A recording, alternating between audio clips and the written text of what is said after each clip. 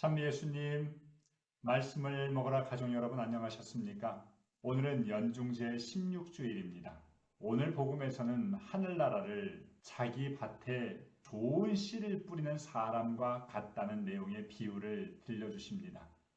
종종 이 복음을 읽을 때마다 나는 좋은 씨이고 내가 좋게 보지 않는 사람은 가라지다 라는 그런 판단들이 개입할 때가 있는 것 같습니다. 또 동시에 나는 가라지이고 다른 사람들은 좋은 밀이다 이렇게 보여지면서 자존감이 떨어질 때도 있는 것 같습니다. 오늘 복음을 좀 더 자세히 들여다보면서 예수님께서 우리에게 주시려고 하는 복음의 말씀이 무엇인지 함께 듣도록 해봅시다. 잠시 기도하고 복음 말씀 읽도록 하겠습니다. 성부와 성자와 성령의 이름으로 아멘. 은총이 가득하신 마리아님 기뻐하소서. 주님께서 함께 계신 이 여인 중에 복되시며 태중의 아들 예수님 또한 복되시나이다. 천주의 성모 마리아님 이제와 저희 죽을 때에 저희 죄인을 위하여 빌어주소서. 아멘. 마테오가 전한 거룩한 복음입니다. 그때에 예수님께서 비유를 들어 군중에게 말씀하셨다. 하늘나라는 자기 밭에 좋은 씨를 뿌리는 사람의 비길 수 있다. 사람들이 자는 동안에 그의 원수가 와서 밀 가운데에 가라지를 덧뿌리고 갔다. 줄기가 나서 열매를 맺을 때에 가라지들도 드러났다. 그래서 종들이 집주인에게 가서 주인님, 밭에 좋은 씨를 뿌리지 않았습니까? 그런데 가라지는 어디서 생겼습니까? 하고 묻자 원수가 그렇게 하였구나 하고 집주인이 말하였다. 종들이 그러면 저희가 가서 그것들을 거두어낼까요? 하고 묻자 그는 이렇게 일렀다. 아니다. 너희가 가라지들을 거두어내다가 밀까지 함께 뽑을지도 모른다. 수확 때까지 둘 다 함께 자라도록 내버려 두어라. 수확 때에 내가 일꾼들에게 먼저 가라지를 거두어서 단으로 묶어 태워버리고 밀은 내 곳간으로 모아들이라고 하겠다. 성부와 성자와 성령의 이름으로 아멘. 오늘 우리가 듣게 된 마태복음 13장의 내용은 비유의 장이다 라고 불릴 정도로 비유가 많이 포함되어 있습니다. 전체가 한 7가지 정도의 비유가 소개되고 있는데요. 오늘 긴 복음에서는 밀과 가라지, 겨자씨, 누룩 이 3가지가 소개되고 있습니다. 그런데 짧은 독서로 우리가 읽었으니까 밀과 가라지의 비유에 주목했으면 좋겠습니다. 모두가 하늘나라에 대한 비유입니다. 비유로 예수님께서 자주 말씀하셨는데 그 이유 또한 13장 11절에서 소개하시는데 마음이 열린 사람들에게는 진리를 더 깊게 깨닫게 하시고 마음이 닫힌 사람들에게는 진리를 감추시려는 목적이 있으시다. 여기에서 감추시는 게 목적이 아니라 더 깊이 깨닫도록 하기 위해서 그렇게 비유를 들었다는 것. 우리도 일상에서 그런 비유들을 들어서 설명할 때가 많은데 그것은 누군가가 못 알아듣게 하기 위해서가 아니라 더 잘 알아듣게 하기 위해서이지요. 그것을 생각하면서 오늘 복음의 비유 내용을 보면 좋을 것 같습니다. 오늘 본문의 전체 내용을 요약하면 이렇습니다. 한 주인이 자기 밭에 좋은 씨를 뿌렸는데 사람들이 잠든 사이에 원수가 와서 가라지를 뿌리게 됩니다. 밀이 자라고 가라지도 함께 자라는데 처음에는 표시가 나지 않지만 나중에 모습을 드러냅니다. 그러자 종들이 와서 주인님이 좋은 씨를 뿌리지 않았습니까? 하고 질문하지요. 그러자 주인은 원수가 그랬구나 라고 하게 되고 종들이 그걸 뽑아버릴까요? 아니다. 둘 다 함께 자라도록 내버려 두어라. 수확 때가 되면 가라지를 거두어서 묶어 태워버리고 밀은 곡간으로 모아드리겠다고 선언합니다. 이 내용이 오늘 전체 내용입니다.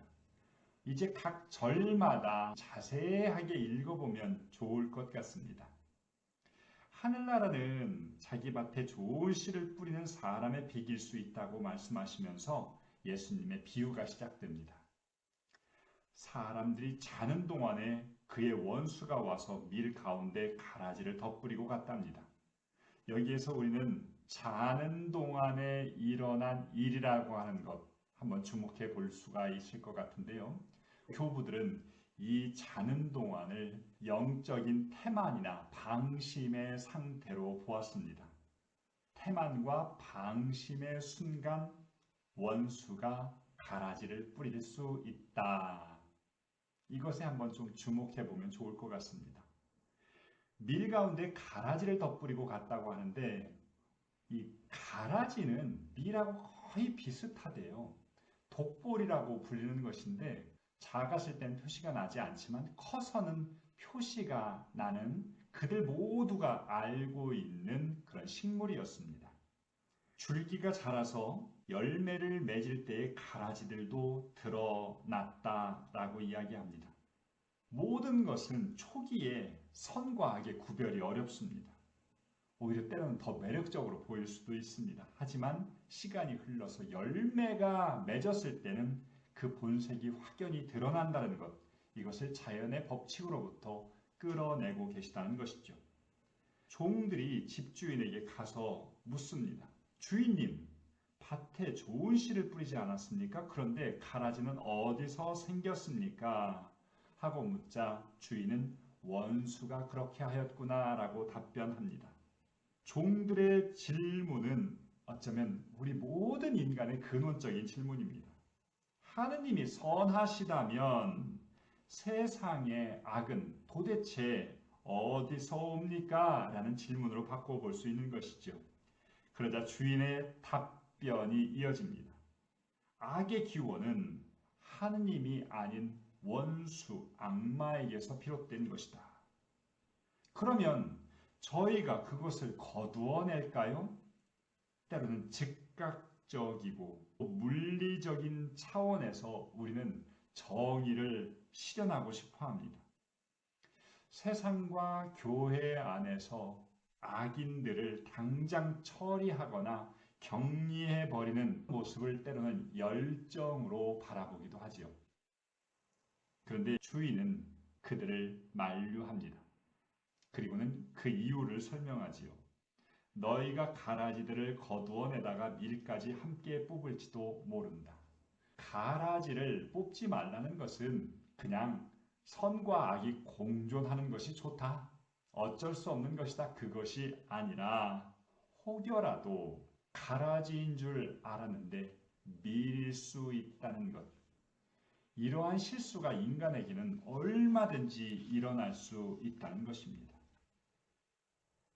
가라지를 그냥 두는 이유는 가라지가 소중해서가 아니라 밀이 다칠까 하는 염려 때문이라는 것. 그러면서 이제 주인의 선언이 소개됩니다. 내가 일꾼들에게 먼저 가라지를 거두어서 단으로 묶어 태워버리고 밀은 내 곳간으로 모아드리라고 하겠다. 밀과 가라지의 운명이 완전히 달라집니다. 악에 대한 주인의 묵인, 이것은 영원한 방치가 아니라는 것, 한시적인 유해일 뿐이라는 것입니다. 종말의 날에, 심판의 날에 반드시 엄격한 분리가 이루어질 것이라는 것, 이것을 우리에게 이야기하고 있는 것입니다. 오늘의 비유, 편안한 내용으로 이야기되지만 매우 무시무시할 수 있는 내용이라는 것, 여러분들도 조금 더 느낌이 오셨습니까? 여기에서 우리가 주목해 보아야 하는 것, 오늘 복음이 우리에게 소개하는 기쁜 소식이 있다는 것을 기억해야 할 필요가 있습니다. 단순히 네가 밀이니까 참아, 너 가라지야, 너 하느님 인내하시는 거 잘 기억해, 단순한 이 정도의 것이 아니라는 것이죠. 오늘 여기에서 우리가 생각해 볼 수 있는 것, 세상에는 선과 악, 우리 교회 공동체도 마찬가지죠. 이러한 것들이 함께 공존한다는 것, 그것을 인정하는 것이 지혜로움의 시작입니다. 또한 동시에 하느님의 인내와 자비에 대해서도 한번 생각해 볼 필요가 있습니다. 그 인내와 자비는 선한 이들을 위한 것이라는 것을 기억할 필요가 있습니다. 그리고 반드시 기억해야 할 마지막 것은 최종적이고 확실한 종말론적인 심판이 반드시 이루어진다는 것. 함부로 칼을 휘두르는 것은 금물이지만 하느님의 공정한 심판은 반드시 이루어진다는 것을 기억할 필요가 있는 것 같습니다. 저는 오늘 복음 안에서 수확배까지 둘 다 함께 자라도록 내버려 두어라 라는 예수님의 말씀을 묵상하고 싶습니다. 오늘 이 말씀이 자연의 세계의 법칙에는 딱 들어맞는 것이지만 우리 인간의 세계에서는 조금 다른 차원이 있다는 것을 기억해야 합니다. 자연의 법칙으로는 밀이 절대 가라지가 될 수 없습니다. 가라지 역시 밀이 될 수 없습니다. 그런데 인간 세상에서는 그 변화가 가능합니다. 예수님께서 우리를 기다리시는 이유는 당신께 선택받은 사람들만을 구원하기 위해서, 또 최종적으로 악한 이들을 심판하기 위해서 그 순간을 잠시 기다려주시는 것이 아니라 변화의 가능성이 있다는 것입니다. 18세기에 신앙 감정론이라고 하는 것을 쓴 사람은 당시 미국에서 수없이 많은 이들이 교회의 그런 부흥 안에서 눈물을 흘리고 황홀경을 경험하고 자신이 좋은 시가 되었다고 확신하는 모습을 소개합니다. 하지만 이러한 현상을 지켜보던 이 신학자는 무엇이 참된 신앙의 증거인지, 무엇이 밀, 가라지의 모습인지 명확히 보아야 한다고 소개하는데, 단순히 종교적인 눈물, 뜨거운 열정, 신앙의 지식, 이것이 밀의 증거가 될 수는 없다고 이야기합니다. 밀이 되는 과정일 뿐이지요.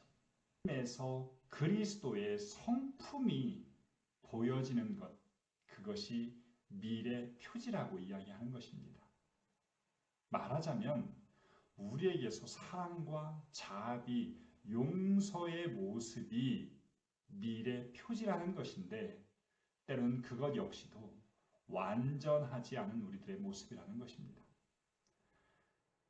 때로는 무늬만 밀의 모습을 취하는 가라지들도 참 많습니다. 저도 예외가 아니지요. 또 가라지인 것 같지만 그 속은 밀인 사람들도 많이 있습니다. 예수님께서는 이 모든 그런 과정을 기다려 주십니다. 우리 안에는 밀의 씨도 있고 가라지의 씨도 있습니다. 무엇인가를 솎아버리는 것, 그것이 우리의 일이 아닙니다. 우리는 다만 오늘도 우리 마음 밭에 밀을 조금 더 심고 밀을 조금은 더 다듬어주고, 이것이 우리의 할 일이 아닌가 싶습니다. 우리 공동체 역시도 내가 꼴보기 싫은 사람 수도 없이 많습니다. 그것들을 제거하는 것, 나의 일이 아니라는 것. 그리고 예수님께서는 그 역시도 변화되기를 기다려주신다는 것. 우리 모두가 나라도 조금은 더 밀이 되어서 우리 공동체를 밀 공동체로 만드는 데 이바지했으면 좋겠습니다. 마친 기도하겠습니다. 성부와 성자와 성령의 이름으로 아멘.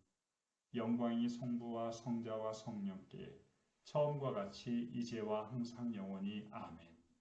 성부와 성자와 성령의 이름으로 아멘.